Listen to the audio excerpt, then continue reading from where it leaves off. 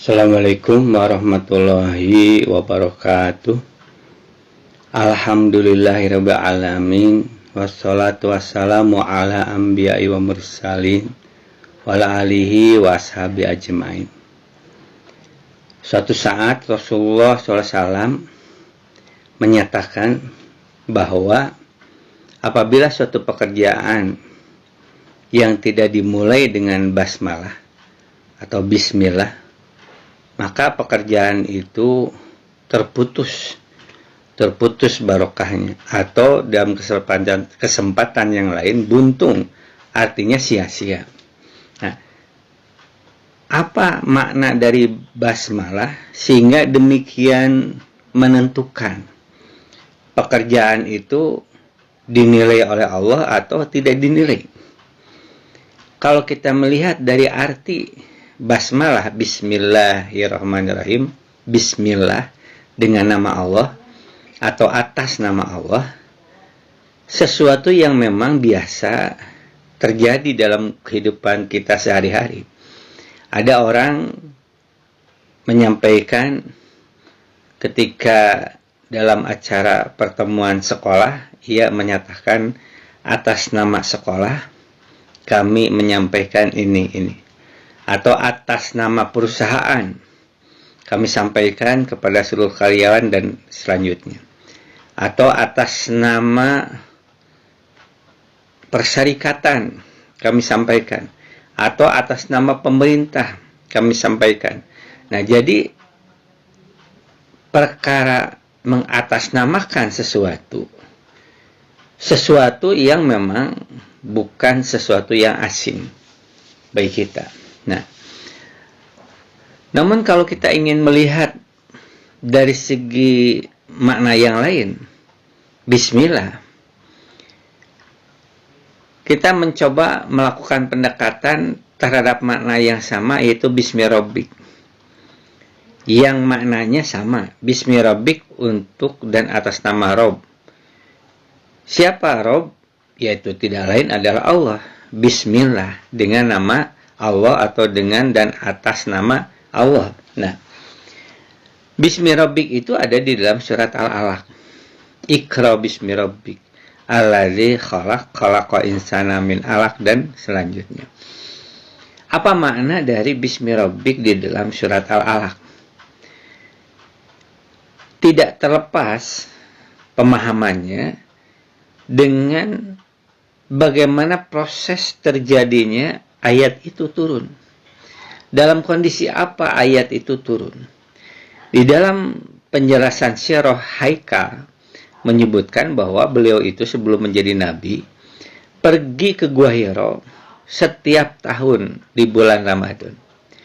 Dan perginya ke Gua Hira itu bukan untuk mencari apa, tapi perginya ke Gua Hira itu untuk merenung, berpikir, bertahanus, mencari jawaban apa yang menjadi tujuan hidup ini. Dalam rangka manusia, dalam rangka apa manusia itu hidup di muka bumi? Apakah hanya sekedar mencari harta, lalu beranak pinak, lalu kemudian meninggal, sudah selesai urusan manusia? Atau ada apa? Nah, dari pertanyaan-pertanyaan itu yang terus-menerus, berpikir dari tahun ke tahun, sampai akhirnya turunlah surat Al-Alaq ayat 1-5, Iqra bismi rabbik, yang menunjukkan itu merupakan jawaban Allah kepada Muhammad bin Abdullah, karena waktu itu belum menjadi nabi, bahwa Allah menyatakan Iqra, bacalah apa yang sedang kamu pikirkan itu. Bacalah apa yang sedang kamu renungkan. Bismi rabbik, bahwa hidup yang seharusnya itu, hidup yang benar itu, hidup yang berarti atau bermakna itu, adalah hidup bismi rabbik. Hidup untuk dan atas nama Rabb, dalam rangka mengabdi kepada Rabb, dalam rangka melaksanakan tuntunan Rabb, atau mengharap ridho dari Rabb. Rabb yang mana? Allazi khalaq. Rabb yang telah menciptakan semua apa yang ada, khalaqa insana min 'alaq, dan menciptakan manusia dari segumpal darah. Nah, Rabb itulah, kepada Rabb itulah kalian itu harus hidupnya bismi rabbik, untuk dan atas nama Rabb. Nah, ini merupakan sesuatu yang penting, karena itulah, dalam rangka itulah manusia dilahirkan ke muka bumi. Dan di ayat berikutnya, walaupun tidak turun sekaligus, Allah mengingatkan, kala sekali jangan, inna insana layatgha, jangan menjadi manusia yang layatgha, sungguh dia itu melampaui batas, keluar dari batas-batas yang telah ditetapkan oleh Allah. Batas-batas yang ditetapkan oleh Allah bahwa hidup manusia itu adalah bismi rabbik. Dan mereka yang keluar dari batas-batas yang ditentukan oleh Allah, maka dia itu ingin bebas sekehendak dirinya. Tapi yang intinya yang ia rasakan, walaupun dia tidak mengikuti ketetapan atau tuntunan dari Allah, ia merasa aro'ahu stagna, bahwa dirinya merasa cukup. Dia merasa benar hidup di dunia ini, walaupun tidak mengikuti batas-batas yang telah ditentukan oleh Allah. Padahal Allah mengingatkan, inna ila rabbika ruj'a, sesungguhnya kepada Rabbmu lah aruj'a, tempat kembali. Manusia akan dikembalikan nanti di akhirat, dan manusia akan mempertanggungjawabkan amal perbuatannya.